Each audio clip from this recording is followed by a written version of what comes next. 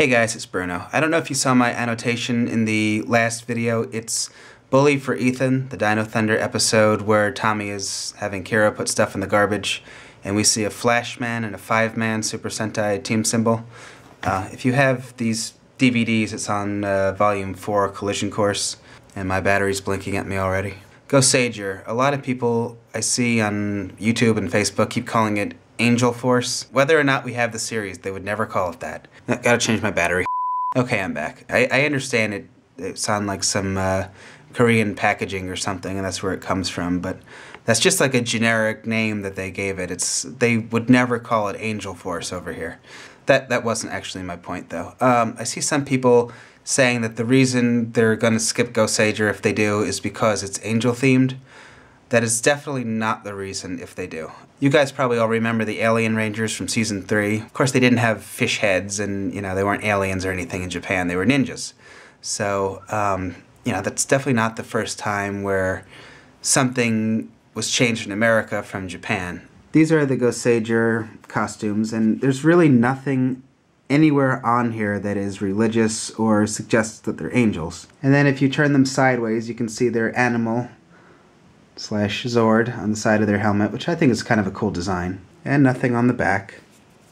The Goseiger footage itself isn't specifically religious in any way. I mean, the only thing I've really seen that I can think of is they have the visual effects, like wings that come out and like feathers, but I mean, they could call that anything they want to, and they could also remove it. That's not the first time that a morph sequence has been changed, or, you know, we've been given a different theme than Japan. In some cases, they'll make bullets into laser beams. There's all sorts of things that can be done in post-production. So that's definitely not a reason to skip a season. I remember when everybody was saying that Shinkenger could never be adapted because it was too Japanese, and each ranger has a Japanese symbol or kanji on their face. As you can see, Power Ranger Samurai exists. They even use their samurizers to write Japanese symbols, so really, with a little bit of creativity, you can do anything. Oh, also, one thing I realized, if Goseiger is next, then the 20th anniversary will only feature 19 teams, including Goseiger, including the Pirates.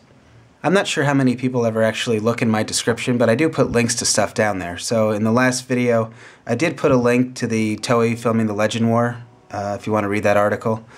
That's where I got my information from when I said that I don't think we're going to see any other Super Sentai teams, but I don't think anybody knows for sure. There could be a Ranger or two, or, you know, something weird that they do, or cool, I should say.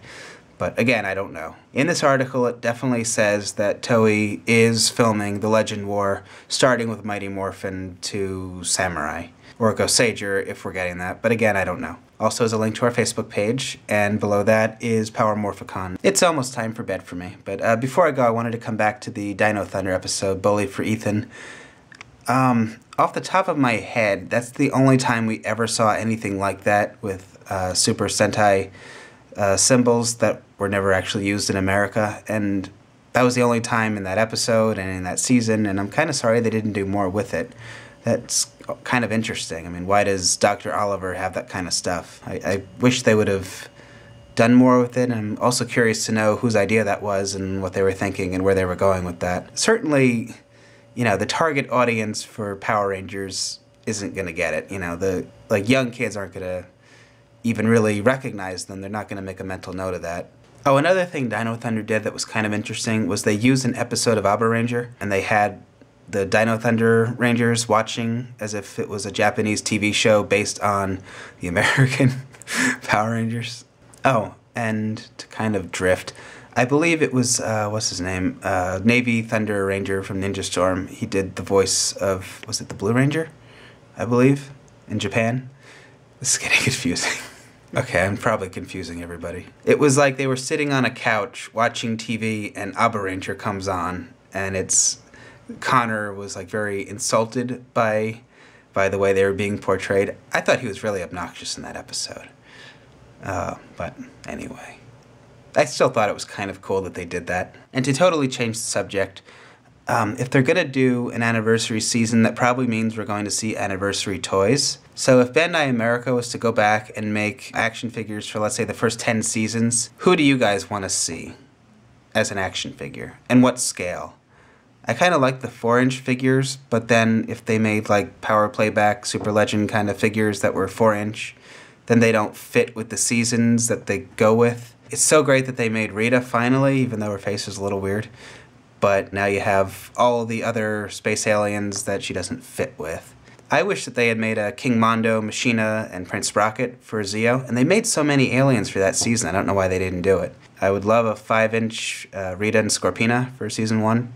And Finster. How about for space? Why didn't they do Astronema? They did Divatox and Princess Shayla. Why not Astronema? I would love a Dark Honda and like an 8-inch Dark Spectre / Malagor. I'm surprised they didn't do the Psycho Rangers. Oh, and for Turbo, they gave us Divatox, Elgar, and Rygog, but no Porto.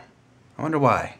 And now to drift a little more, did Power Rangers Turbo like totally not tie up a lot of loose ends, or is it just me? This series. I mean, we all assume that Divatox and Demetria are sisters, but did they ever say so? I don't think they did. I also don't think they ever actually used the name Artillatron for the Artillatron Zord. Megazord, Zord, Ultrazord, Carrier Zord. Right? They never actually said its name, just on the toy box. And the Robot Rangers, they never did anything with those. That annoyed me. Because those totally could have been used for a team-up episode or something. And for the Legend War, I'd be interested to see how they're going to handle Tommy. I guess if Tommy had to just be one Ranger, it should probably be the Red Zeo Ranger, wouldn't you think? Because Green and White were 6th Rangers. And then Dino Thunder, did they really need him? Sometimes, I guess. And then Turbo could be TJ, but then we wouldn't have a Blue Space Ranger. But then you could use the Robot Ranger to be the Red Turbo Ranger, so then TJ could be the Blue Space Ranger. There, I fixed it. Alright, I think it's my bedtime. Thank you all for watching and subscribing and liking and all that stuff. I appreciate it. And I'm going to bed. I'll see you guys later. Good night.